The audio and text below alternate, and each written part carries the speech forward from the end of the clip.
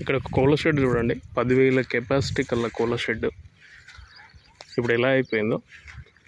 దీన్ని కట్టడానికి ఎంత కష్టపడ్డాడో రైతులు, ఇప్పుడు పడవ పడిపోయింది ఇక్కడ.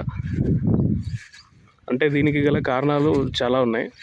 కొన్ని కంపెనీలు రెగ్యులర్గా కోడి పిల్లల్ని ఇవ్వకపోవడం, ఇచ్చినా అవి సరైన టైంకు పెరుగుదల లేకపోవడం, అంటే వాటికి సంబంధించిన దానాలని టైంకి అందియకపోవడం, దానివల్ల కోళ్ళు అనేది వెయిట్ రాకపోవడం,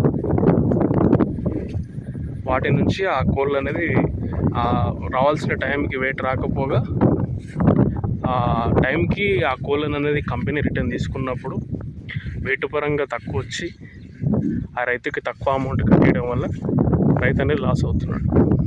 ఇంకోటి, ఆ టైంకి బ్యాచ్లు అనేది రైతుకి ఇవ్వట్లేదు కంపెనీలు, దానివల్ల రైతు అనేది చాలా లాస్ అవుతున్నాడు.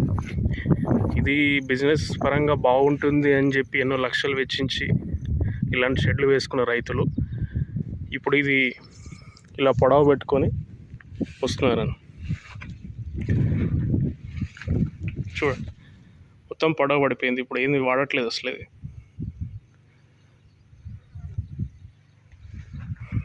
రైతు చేతిలో ఏమీ లేదు అని చెప్పుకోవడానికి ఒకే ఒక ఉదాహరణ.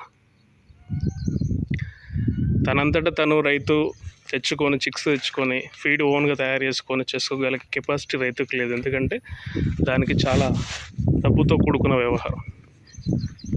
అలాగని కంపెనీస్ని నమ్ముకొని ఉంటే అవి ఎప్పుడు బ్యాచ్లు ఇస్తాయో ఎప్పుడు ఇవ్వవో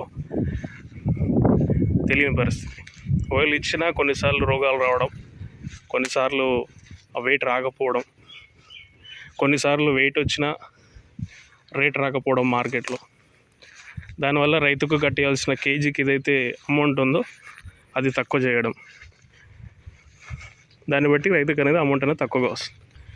అప్పుడు రైతుకు దీనిపైనే చేసిన కష్టం వృధా అవుతుంది.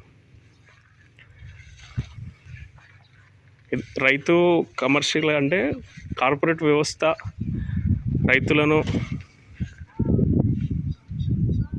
రైతులపై పెత్తనం చెలాయిస్తే ఎలా ఉంటుందనేది ఉదాహరణ. ఇది